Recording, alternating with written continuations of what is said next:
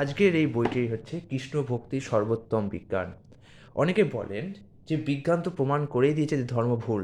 ধর্ম কী সব উল্টোপাল্টা কথা বলতো, যে পৃথিবী না চ্যাপ্টা, তবে এই পৃথিবীতে নাকি ধারে গেলে পড়ে যাবে, পৃথিবী নাকি হাতির ওপর দাঁড়িয়ে আছে। কিন্তু এই সমস্ত কিন্তু অপধর্ম বা অপব্যাখ্যা বা জল্পনা কল্পনা প্রসূত জ্ঞান। আমাদের যে মূল শাস্ত্রগুলো আছে সেখানে কিন্তু এই সমস্ত কিছু বলা হয়নি। সেখানে বলা হয়নি ভূগোলক, সেখানে কখনো বলা হয়নি ভূ চ্যাপ্টা, সেখানে পৃথিবীর প্রকৃত বর্ণনা, ওই গ্রহ উপগ্রহের প্রকৃত বর্ণনা, এই বিশ্ব ব্রহ্মাণ্ডের প্রকৃত বর্ণনা এবং কোয়ান্টাম ফিজিক্স খুব উন্নত স্তরে ব্যাখ্যা করা হয়েছে। যে কোয়ান্টাম ফিজিক্স আজকের দিনে বিজ্ঞানীরাও ভাবছেন এ কী রে বাবা, কোয়ান্টাম ফিজিক্সে এসব কী দেখাচ্ছে, যে এক দেখলে একরকম, না দেখলে আরেক রকম। আমি তো বিজ্ঞানের ছাত্র, আমি জানি কোয়ান্টাম ফিজিক্সে যে সমস্ত ধারণাগুলো আছে তা আমাদের বেদ এবং পুরাণের সমস্ত কিছু লেখা আছে এবং তা হুবহু মিলে যাচ্ছে। আর প্রকৃত গান এমনই, সেটা এমন নয় যে জল্পনা কষুত প্রসূত গান, যে আজকে একরকম হবে কালকে অন্যজন এসে বলবে না না এটা ঠিক নয়। প্রকৃত জ্ঞান সবসময় চেঞ্জ হয় না। যেমন সূর্য পূর্ব দিকে ওঠে, এটা হচ্ছে প্রকৃত জ্ঞান, সেটা কখনোই চেঞ্জ হবে না। আর আজকে একজন এসে বলছে পূর্ব দিকে ওঠে, কালকে আরেকজন এসে বলছে পশ্চিম দিকে ওঠে, না হবে না। আর জল্পনা কল্পনা প্রসূত জ্ঞান হচ্ছে সেই জ্ঞান যেটা মানুষ বলে যে যে পৃথিবী চ্যাপ্টা এবং কালকে জানা গেল পৃথিবী গোল। কেউ অনেকে বলে পৃথিবী স্থির, সূর্য ঘুরছে, এবং পরে জানা গেল যে পৃথিবী সূর্যের চারদিকে ঘুরছে এবং প্রকৃতপক্ষে সূর্য নিজেও ঘুরছে অন্য একটা গ্রহ, ইয়ে আলোক কেন্দ্রের চারদিকে। এগুলোকে বলা হচ্ছে জল্পনা কল্পনা প্রসূত জ্ঞান। আপনাদের প্রকৃত শাস্ত্র পড়তে হবে এবং দেখতে হবে যে শাস্ত্রে কী বলা হয়েছে। আর আর এটা মনে রাখবেন, সংস্কৃত লেখা মানেই সেটা শাস্ত্র হয়ে যায় না। আর এই যে সমস্ত কে বিজ্ঞান প্রমাণ করেছে ভুল, যে বিজ্ঞানের সাথে আপনার ধর্মের এই মূল দ্বন্দ্ব এই না। অ্যাকচুয়ালি খেয়াল করবেন, বিজ্ঞানের সাথে ধর্মের মূল দ্বন্দ্ব কিন্তু খ্রিস্টীয় ধর্ম ভাবনা থেকে। কারণ পোপ এবং চার্চের যাজকরা এমন এমন সব জল্পনা কল্পনা প্রসূত জ্ঞান প্রচার করে বেড়াতেন, যেগুলো কিন্তু শাস্ত্রের সম্পর্কে তখনকার দিনেই যেত না। আমাদের শাস্ত্র কিন্তু সেই সমস্ত জিনিসগুলোকে একদম নস্যাৎ করেছে। শাস্ত্রে কিন্তু এই সমস্ত জিনিস একদমই বলা হয়নি, শাস্ত্রে বরঞ্চ যুক্তি দিয়ে ব্যাখ্যা করা হয়েছে। তো এই জিনিসগুলো, এই বিষয়গুলো, বিজ্ঞানের সাথে যে ধর্মের কোনো দ্বন্দ্ব নেই। অ্যাকচুয়ালি বর্তমান দিনের বিজ্ঞান হচ্ছে অপূর্ণ। কেন অপূর্ণ? কারণ এটা প্রকৃত যে ভগবানের থেকে আসেনি। কিন্তু ভগবানের থেকে আসেনি বলেই যেটা অপূর্ণ তা না।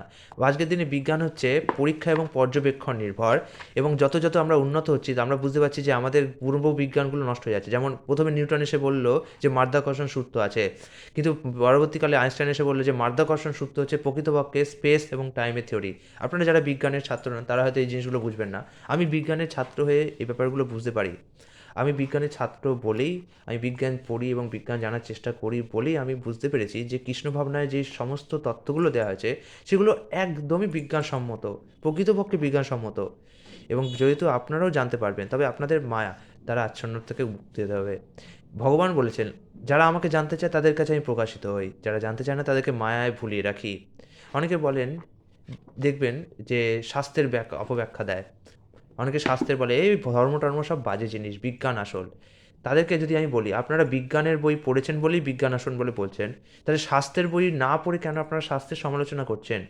ভগবান বলেছেন ঠিক আছে তুমি আমাকে এই পন্থায় পাবে, তো আপনারা সেই পন্থাগুলো একটাও কাজে লাগালেন না জীবনে, আর আপনারা বলে দিলেন যে ভগবান নেই, ভগবান বলে কিচ্ছু নেই। ভগবান তো নিজেই বলেছে ঠিক আছে তুমি আমাকে জড় চক্ষুতে দেখতে পাবে না, কারণ তোমার জড় চক্ষু তো অপূর্ণ। কারণ আপনারা দেখুন, এমন অনেক কিছু দেখেও আমরা সেগুলোকে ভুলভাল দেখি। যেমন উদাহরণ হিসাবে একজন কালার ব্লাইন্ড পৃথিবীকে একটা দৃষ্টিতে দেখে, কিন্তু আমরা যারা প্রকৃতপক্ষে দেখতে পাই তারা কিন্তু অন্যভাবে দেখি। তার কাছে তার পৃথিবী সত্য, আমাদের কাছে আমার পৃথিবী সত্য। আবার আপনি দেখুন আপনার এই চোখটা সেটা আলো ছাড়া দেখতে পায় না, আবার আলো থাকলেও যে দেখতে পাবে তার কোনো ইয়ে নেই। আপনার সাথে যদি আয়না দাঁড়া ধরায় তাহলে আপনি দেখতে পারবেন না। তো যে চোখের এত সীমাবদ্ধতা আছে সেই চোখ দিয়ে আপনি ভগবানের মতো গুরুত্বপূর্ণ একজন পরমেশ্বরকে দেখতে পারবেন কি করে ভাবছেন? ভগবান দিব্য চক্ষু দ্বারা উন্নীত হন।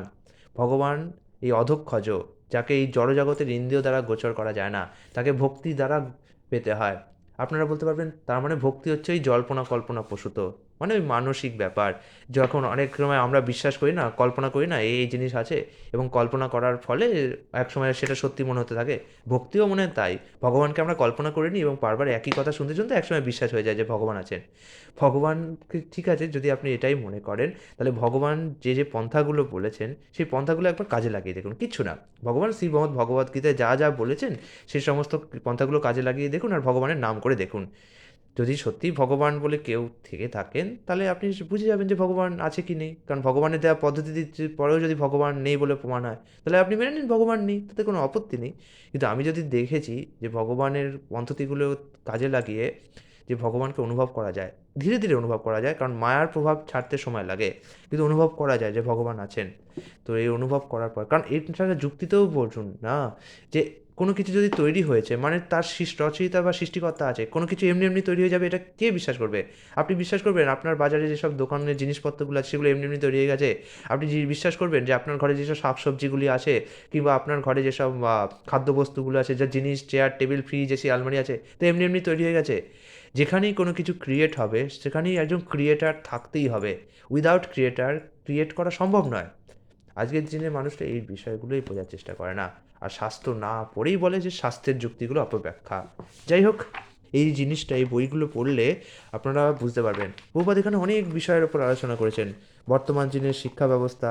আর এই যে ছবিটা দেখছেন, এটা খুব ভালো ছবি, যে আপনি এই জীবনে যেমন হবেন পরবর্তীকালে সেটাই আপনাকে দেহ দেওয়া হবে। আপনি যদি এই জীবনে নগ্ন হয়ে দেখাতে চান নিজের শরীর, পরের জীবনে আপনি একটা গাছ হয়ে থাকতে পারবেন। যদি খুব ঘুমাতে চান, তাহলে পরের জীবনে ভাল্লুকের শরীর পাবেন, আরাম করে ঘুমান।